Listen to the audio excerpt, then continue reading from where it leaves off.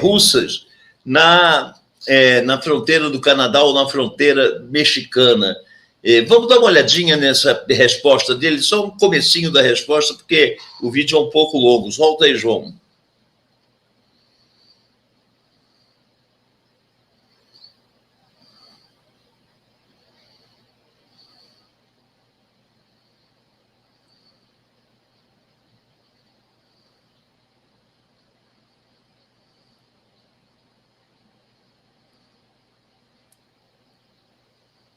Está sem som.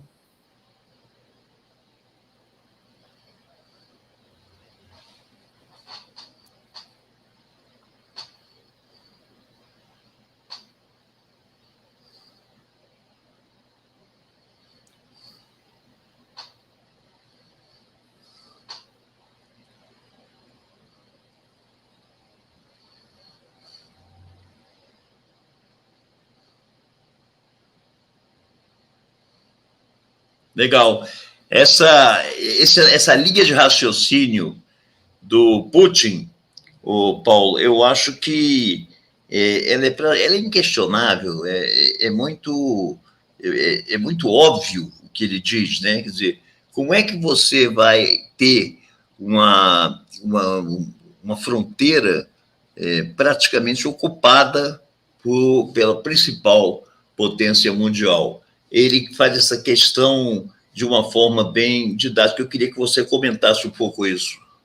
Olha, eu acho que essa é a questão central, porque as pessoas falam de coisas, de espaços de influência, da história, da origem da Rússia, tudo bem. Só que o Putin é um pragmático, o Putin está convivendo com uma situação complexa. No momento em que caiu o Muro de Berlim, ao final do ano, já houve uma primeira reunião começando as negociações entre os Estados Unidos e o Gorbachev, na época, pensando como é que nós vamos fazer. Em 1990, o Gorbachev está dizendo, olha, nós não vamos admitir que tropas americanas, que tropas da OTAN avancem. Só que, num certo momento, o negociador americano, que era o ministro de Relações Exteriores, o chefe secretário de Estado dos Estados Unidos, vira para o Gorbachev e usa a frase que é nome de um livro que acabou de sair, Nem Mais uma Polegada. Esse é o nome do livro. Na qual isso tem uma interpretação que tem várias versões, várias discussões. Durante um tempo tentou se negar que ele tivesse dito isso, porque não ficou escrito. Como o Putin diz nessa entrevista, ele fala, como isso não ficou escrito e assinado, agora viram para mim, onde é que está escrito? Mas tem várias testemunhas e muita gente falando sobre isso. É verdade. E é interessante isso aí, porque o mais recente livro que saiu é escrito por uma americana que estuda isso há anos e anos e anos. Essa que escreveu esse livro. E tem várias entrevistas com ela agora virou a moda, mas ela diz, olha, isso tem interpretações variadas sobre o que essa frase quer dizer. E dado que naquele momento, logo em seguida, no meio do ano de 1991, acabou o Pacto de Varsóvia, o que significava a OTAN?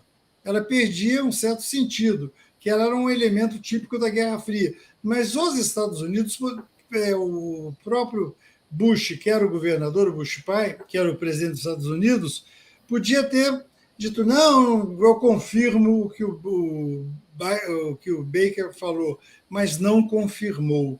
E não apenas não confirmou, como ele viu que ele tinha na mão um troféu maravilhoso, que era a possibilidade de cercar a Rússia.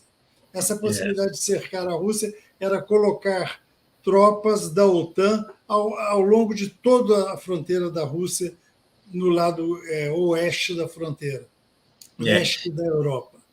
E agora está querendo trazer a Ucrânia para dentro da OTAN, que isso já chega a ser uma agressão frontal. Não, mas já houve momentos de agressões também. Um momento importantíssimo foi quando a Polônia e a República Tcheca entraram na OTAN, em 1999. Exato. Foi um momento muito complicado, muito difícil. Dentro dos Estados Unidos houve uma reação contrária. As pessoas mais experientes diziam isso é uma bobagem. Isso vai provocar demais os russos. Em seguida, veio uma outra leva de países que foram entrando no OTAN, mas até aí tudo bem, até que vem 2008. Porque já havia fronteira, já havia, no caso da Letônia e da Estônia, já tinham fronteira com a Rússia. Mas quando vem 2008, a reunião da OTAN, a cúpula da OTAN, é uma coisa importantíssima, é o momento no qual o Bush faz uma declaração dizendo: a Geórgia e a Ucrânia são bem-vindas na OTAN. A Ucrânia ainda estava numa situação muito longínqua, mas aí tinha acontecido em 2004 uma revolução laranja, daquelas revoluções coloridas que os Estados Unidos promoveram pelo mundo, e tinha, no caso da Ucrânia, tinha trocado o governo, mas em 2010 voltou uma pessoa que apoiava a União Soviética, tudo bem, mas no caso da União Soviética, não, a Rússia, mas no caso da Geórgia, a Geórgia acreditou que rapidamente ela entraria na OTAN, e houve uma guerra entre a OTAN e entre a Geórgia e a Rússia. É interessante que essa guerra, a OTAN não podia entrar, porque para a OTAN entrar, a Geórgia tinha que ter aderido à OTAN, ela ainda não havia aderido à OTAN. Então, isso que a gente tem que entender, que é muito interessante. A Geórgia foi lutar com a Rússia. É claro que a Rússia entrou, pegou uns 2 pedaços importantíssimos, a Abcásia e a Ossétia do Sul da Geórgia. A Geórgia hoje é um país completamente destroçado, onde tem 2 partes importantíssimas ocupadas por tropas russas e governadas por étnicos russos. Esse é o caso da Geórgia. Foi um final terrível nessa história. No caso da Ucrânia, foi um pouco mais dramático, porque em 2010 havia um governante, que era um governante pró-Rússia, quando a União Europeia começou a fazer convites: vem entrar na União Europeia, vem entrar na OTAN, e esse tipo de coisa, vem entrar na União Europeia, vem entrar na OTAN. A Rússia não achou a menor graça, diga-se de passagem. Como a Rússia não achou graça, a solução que a União Europeia, junto com os Estados Unidos, encontraram foi a seguinte: vamos fazer manifestações de rua. Fizeram muitas manifestações de rua na Praça Maidan, muitos de vocês devem lembrar, em 2010, e o governante foi colocado para fora do governo e teve que fugir para a Rússia para não ser morto. E aí subiu uma outra pessoa no poder, essa outra pessoa totalmente pró-Ocidente, um pastor batista, e a partir daí começa uma história que vamos de novo entrar na OTAN. A Rússia não estava achando graça disso. Só que o movimento começou a crescer. E depois do Poroshenko, que era o presidente anterior, entrou o Zelensky atual, que é um ex-comediante. Só que esse ex-comediante é interessante, porque ele foi eleito com o apoio dos votos dos russos da Ucrânia. Mas, devido à pressão dos fascistas da Ucrânia, de uma direita muito forte, ele foi pressionado a aderir às teses de adesão à OTAN. E aí a Rússia falou: aí não dá. Foi quando começou a briga nesse momento. Quer dizer, essa é uma briga importantíssima. Eu só queria falar uma coisinha que ficou faltando, que é essencial. A versão russa de que houve a frase nem mais uma polegada, ela continua no ar. Ela é confirmada hoje em dia pelos documentos existentes, mas a interpretação que cada um dá dessa frase é completamente diferente. Claro, é uma disputa. Uma coisa que precisa ficar claro, né, Golo? A gente que é acostumado com a imprensa ocidental, The Guardian, New York Times, Le Monde, Washington Post, você só vê uma versão de um Putin meio maluco. É interessante que os grandes analistas de relações internacionais americanos, o que eles estão cansados de dizer é: o Putin não é um maluco, o Putin está defendendo os seus interesses, assim como os Estados Unidos estão defendendo os seus interesses. Mas repara que a gente fala de OTAN, que tem um monte de países, os Estados Unidos e um monte de outros, mas quem manda na OTAN, o dono da OTAN, são os Estados Unidos. A verdade também, Paulo, é que os Estados Unidos e essa vocação expansionista do Império Americano é irresistível. É uma coisa, é aquela história do escorpião né, nas costas da tartaruga, atravessando o rio. Quer dizer, os Estados Unidos, eles não querem saber, eles vão ocupar, eles vão invadir, eles vão... É a vocação do Império, é essa vocação de tomar territórios e tomar os recursos, essa coisa toda. Mas, ao mesmo tempo... Como disse, Oi? O sapo, desculpe, o escorpião, é da minha natureza. Pois é. Porque é da minha natureza. É da minha natureza. Eu vou para a expansão porque é da minha natureza. Só que exatamente. o Putin está numa situação nova, ele reorganizou o exército da Rússia, ele está com umas bombas hipersônicas super sofisticadas, e isso é uma situação complexa para os Estados Unidos e para quem nós não falamos ainda, que é a Europa, que eu acho que é importante a gente falar da Europa.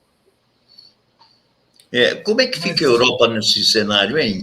Como é que está a Alemanha, porque a Alemanha é a principal potência europeia ali hoje, e a Alemanha, junto com os outros países que estão ali no entorno, que também tem países de direita, países de esquerda, né? Hoje mesmo Portugal teve eleição lá, e os socialistas saíram vitoriosos, com uma vitória surpreendente até, mas como é que está a Europa nessa situação, nessa briga entre Rússia, Putin e Biden? É interessante que o Putin nem se preocupa com a Europa. Ele negocia direto com os Estados Unidos e ele diz, olha, quem manda são os Estados Unidos e é o que me interessa. Mas dentro da Europa vive-se uma situação complexa. Você citou a Alemanha, talvez seja o ponto mais importante. Há um governo novo, com meses na Alemanha, o Olaf. E ele, para conseguir governar, ele precisou de fazer uma aliança com o Partido Verde, que é um partido totalmente anti-Rússia. E colocou como ministra de Relações Exteriores uma pessoa, uma mulher do Partido Verde, que fez umas coisas. A sua primeira viagem foi visitar a Ucrânia, dizer que a Alemanha apoiaria a Ucrânia, ir conversar com Lavrov, fazendo ameaças ao Lavrov. Isso mostra uma divisão, porque o Olaf não está interessado em brigar com a Alemanha, com a Rússia. Por quê? E aí um ponto fundamental.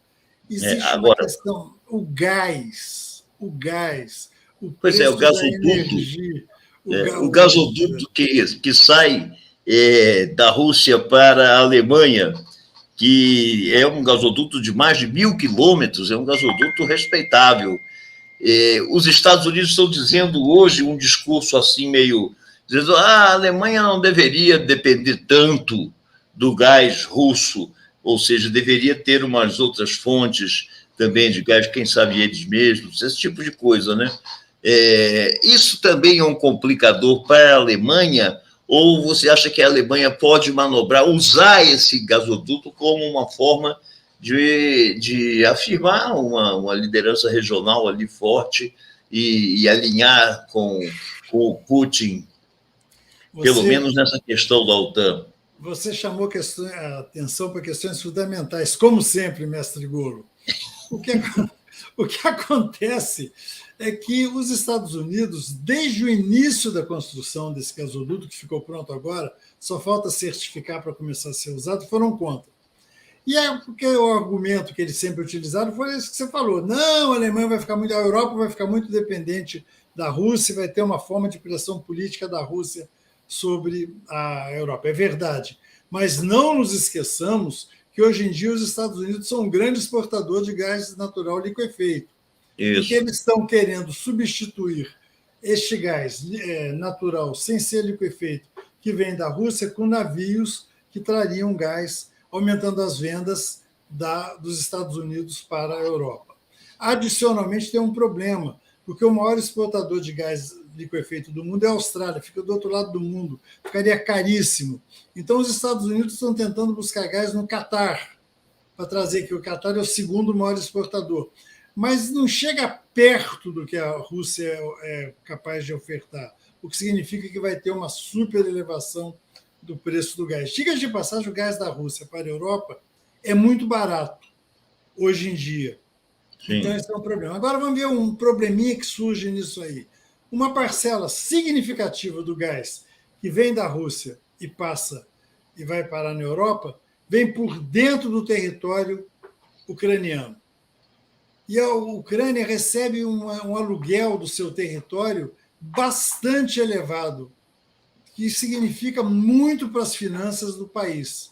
E simplesmente, se houver uma confusão e cortar essa passagem do gás, então, se o gás que vem pelo gasoduto do norte, é o número 2 agora, se ele passar, ele vai eliminar a necessidade do gás passar pela Ucrânia. Vai ser um problema para a Ucrânia. Mas tem mais um problema para a Europa. Isso nós estamos pensando na questão econômica. Isso está toda a Europa preocupada, mas existem duas outras questões. Uma questão de preocupação super grave com a segurança, porque, afinal de contas, os mísseis hipersônicos da Rússia muito rapidamente conseguem atingir qualquer capital europeia, qualquer uma delas. Então, todos eles, é muito fácil. Existe aquele pedacinho de Kaliningrado, que fica dentro da Europa, que se a Rússia efetivamente colocar artefatos nucleares lá, que ela nunca colocou, seria um problema incrível. Então, as pessoas na Europa têm um pouco de medo, mas existe um outro fator, que lembra um pouco a Alemanha, a falta que a Merkel faz. E na falta da Merkel tem alguém querendo assumir uma nova liderança. E essa nova liderança é o Macron, que está mordidíssimo com os Estados Unidos pelo que aconteceu na Austrália. Então, o Macron está querendo ser a nova liderança europeia e está dizendo, não, fez um discurso do parlamento no final da semana passada. Olha só, nós não podemos ser caudatários dos Estados Unidos, nós temos que ter a nossa própria política. Isso leva os Estados Unidos à loucura. Desculpe. Sim, Fábio, conclua aí que você estava... Não, só que essa questão da Alemanha ela é complexa porque, ao mesmo tempo que a Alemanha quer apoiar os Estados Unidos, a Alemanha tem preocupação com gás. E, ao mesmo tempo, que o Olaf não quer de jeito nenhum uma possível, porque é uma possibilidade, num conflito maior, corte do gás da Rússia. Aí explode os preços do gás na Europa. E a Alemanha é um grande exportador, nós não nos esqueçamos disso. Mais um detalhezinho que é importante. A Rússia tem alternativa de exportação do seu gás. A Alemanha está numa situação,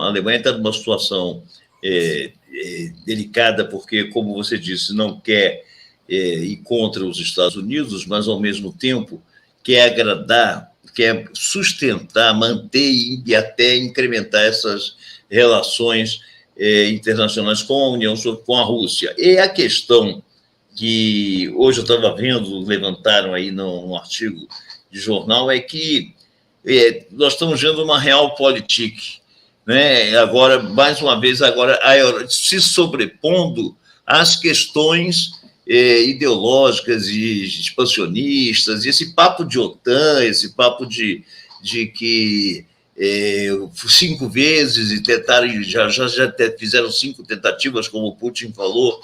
E não é essa a questão é que são os interesses econômicos que estão dirigindo tudo, não é isso? Não só os interesses econômicos, os interesses militares americanos. Assim como os americanos têm bases cercando a China, é muito conveniente para os Estados Unidos terem a OTAN com tropas ao longo de toda a fronteira da Rússia. Sim. Veja que essas ampliações, tipo Croácia, mais ao sul da Europa, não tem a menor importância. Mas a Ucrânia tem uma grande fronteira com a Rússia, como o mapa aí está mostrando. E isso é muito importante para os Estados Unidos. Sem contar que do lado direito, que não está aparecendo aí, fica a Geórgia, aonde a OTAN também quer chegar. É muito complexo, é muito a questão de segurança. Agora, é engraçado, não aparece a Geórgia ali, mas aparece a Crimeia, ali embaixo, que já é dada como território perdido. Já perdeu? Volta esse mapa aí para a gente ver. Ali. É um território perdido na visão russa. Porque isso é interessante. Qual é o interesse da Rússia na Crimeia? Primeiro que a população é majoritariamente russa, muito mais russos do que... Mais de 90% da população é russa. Segunda coisa é que a Rússia tem um problema de saída para o mar, porque lá pelo norte, por São Petersburgo, o mar congela. A saída para os mares quentes só pode ser pelo Mar Negro.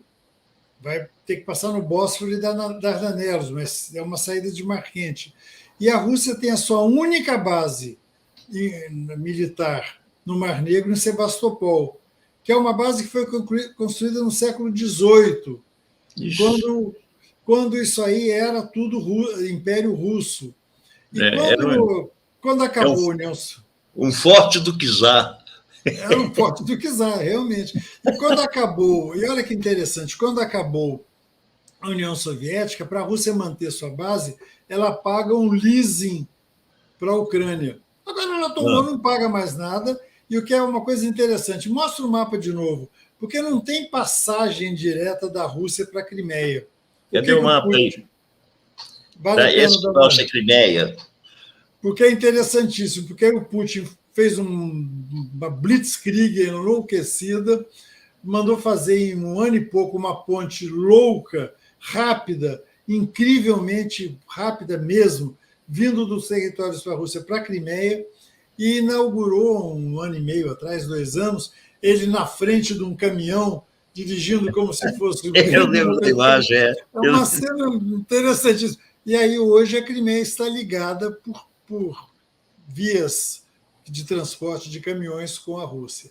É uma coisa complexa. Mas o Ocidente insiste em colocar que a Crimeia não é russa. Posso dar mais um detalhe interessante? A Crimeia era parte do Império Russo. Depois ficou como parte da União Soviética. E a Ucrânia não era dona da Crimeia, mesmo quando a Ucrânia era do Império Russo. Quando Khrushchev, que foi quem sucedeu ao Stalin, e que era ucraniano, assumiu o poder como secretário-geral do Partido Comunista, ele fez uma graça e deu a Crimeia para a República Socialista Soviética da Ucrânia. O que diz o Putin? Peraí, isso era nosso? Isso foi uma gracinha equivocada do Khrushchev. Aliás, ele já não gosta do Khrushchev. Olha aí, o mapa que você fala do negócio da ponte, do caminhão... É à direita, passando por cima do Mar de Azov ali. Por cima do Mar de Azov. Ele fez uma bela ponte, onde é não no Mar de Azov, é onde tem esse estreito aí. Sim.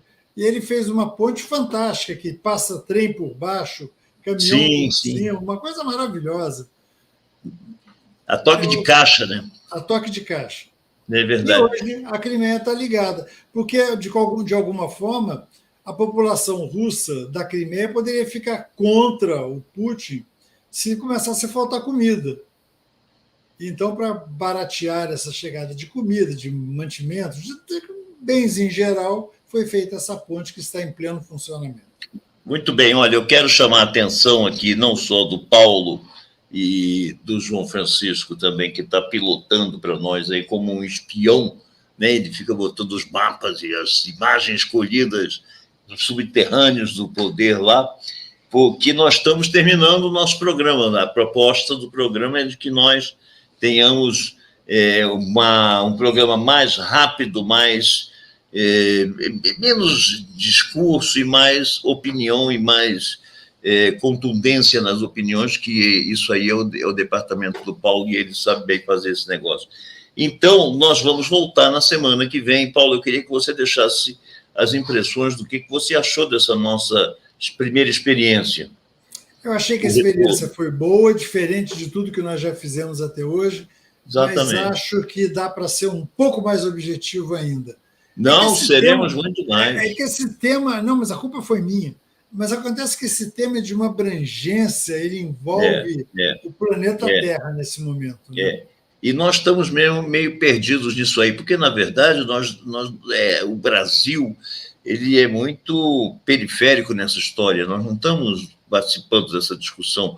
Então, como a gente é jornalista brasileiro, a gente, que eu digo, sou eu, né? Jornalista brasileiro fica mais voltado para a nossa cozinha horrível, que, aliás, é o que vamos tratar na próxima semana com a OCDE. E o Brasil, não é isso? Essa é a proposta para a segunda-feira que vem. É a possível futura adesão do Brasil à OCDE. Prós e contras. Porque essa semana o noticiário foi um absurdo de como se fosse uma maravilha, só prós, só incrível. E, além do mais, o Brasil foi convidado. Lê a carta. Essa frase, por exemplo, foi convidado, eu li a carta, não está escrito nada disso. Eu acho que é um bom tema, um maravilhoso tema. E é um tema fechado, que a gente vai falar de Brasil e o mundo. E o que significa uma entrada na OCDE? Eu acho que vai ser um tema maravilhoso. Beleza. Então, vamos marcar desde já. Então, você também está convidado para participar do nosso encontro na segunda-feira da semana que vem, às 8 horas, nesse canal. Nós temos um canal no YouTube. Você tem o link aí embaixo que você pode acessar direto esse canal do Tema Livre, Tema Livre, que é como a gente aparece no canal do YouTube. Essa experiência pioneira que você está vendo hoje, esse piloto que nós transmitimos hoje, estará lá também à disposição para você ver mais tarde, ou você discutir, ou você fazer o que você achar melhor, porque nós estamos tentando fazer o melhor também. Paulo, muito obrigado pela sua participação, hein? Muito obrigado, Paulo. Aguardo você semana que vem. É muito bom trabalhar com você. Um abraço. Muito obrigado, valeu, muito obrigado. Vamos, então, encerrando por aqui. João, você aparece aí também, rapaz, para a gente ver. O João é o nosso diretor, produtor, executor, ele faz um monte de coisa aí e está aderindo agora a esse microgrupo que faz o Tema Livre no YouTube. Acho que caiu o sinal aí. Então é isso, gente. Segunda-feira, 8 horas da noite, no canal Tema Livre.